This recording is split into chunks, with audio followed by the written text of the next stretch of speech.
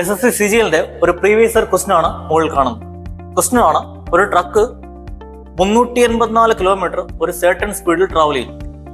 ഇനി അതിന്റെ സ്പീഡ് ഒരു 16 km/h കുറച്ചു കഴിഞ്ഞാൽ സാധാരണ എടുക്കുന്നതിനേക്കാൾ 2 മണിക്കൂർ കൂടുതൽ എടുക്കും. എങ്കിൽ എന്താണ് ആ ട്രക്കിന്റെ ഒറിജിനൽ സ്പീഡിന്റെ 75%? സാധാരണ ഇത് നമ്മളൊരു 2-3 മിനിറ്റ് എങ്കിലും എടുത്ത് ക്വാഡ്രാറ്റിക് ഇക്വേഷൻ ഒക്കെ ഫോം ചെയ്ത് സോൾവ് ചെയ്യേണ്ട ഒരു പ്രോബ്ലം ആണ്. അത് വിത്തിൻ സെക്കൻഡിനുള്ളിൽ എങ്ങനെ ചെയ്യാമെന്നുള്ളതാണ് നമ്മളിവിടെ നോക്കുന്നത്. ഓക്കെ, അതായത് നമ്മൾ ചെയ്യേണ്ട ഇത്രയേ ഉള്ളൂ.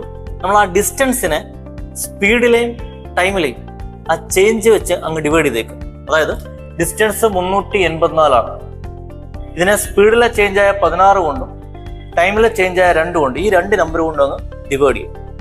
ഡിവൈഡ് ചെയ്യുമ്പോൾ നമുക്കറിയാം, സോൾവ് ചെയ്യുമ്പോഴേക്കും ഇതൊന്നും കട്ട് ചെയ്യുമ്പോഴത്തേന് 16 2 തവണ 32, ബാക്കി 6 വരും. 64 16 4 തവണ 24 ഡിവൈഡ് ബൈ 2 12 എന്ന് കിട്ടും.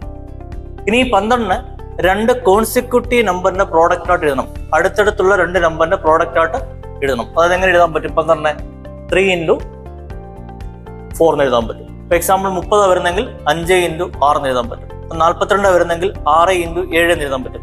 6 വരുന്നെങ്കിൽ 2 × 3 എന്ന് എഴുതാൻ പറ്റും. അടുത്തടുത്തുള്ള 2 നമ്പറിന്റെ പ്രോഡക്റ്റ് ആയിട്ട് എഴുതും. കഴിഞ്ഞു.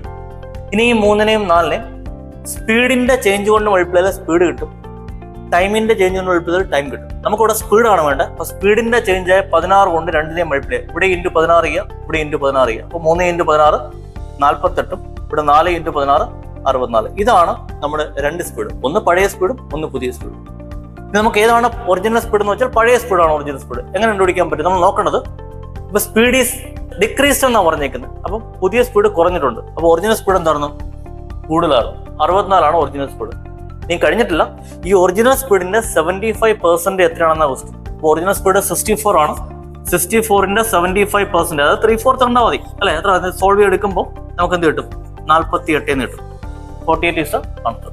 ഓക്കെ, അപ്പൊ ഇത് നമുക്ക് ഇവിടെ മാത്രമല്ല, പല സിറ്റുവേഷൻസും നമുക്ക് ഈ ഒരു മെത്തേഡ് അപ്ലൈ ചെയ്യാൻ പറ്റും. കോൺസെപ്റ്റ് ഇതാണ്. അതായത് ഫാക്ടേഴ്സിലെ ചേഞ്ച് തന്നിട്ടുണ്ട്, പക്ഷെ പ്രോഡക്റ്റ് കോൺസ്റ്റന്റ് ആയിട്ട് വരുന്നുണ്ട്. ഇവിടെ നമുക്കറിയാം, സ്പീഡ് ഇൻറ്റു ടൈം ആണ് ഡിസ്റ്റൻസ്.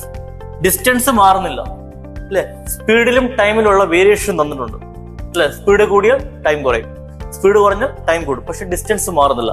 ഈ ഒരു ടൈപ്പ് പ്രോബ്ലം വരുമ്പോഴെല്ലാം നമുക്ക് എന്ത് ചെയ്യാൻ പറ്റും? ഈ ഒരു മെത്തേഡ് അപ്ലൈ ചെയ്യാം.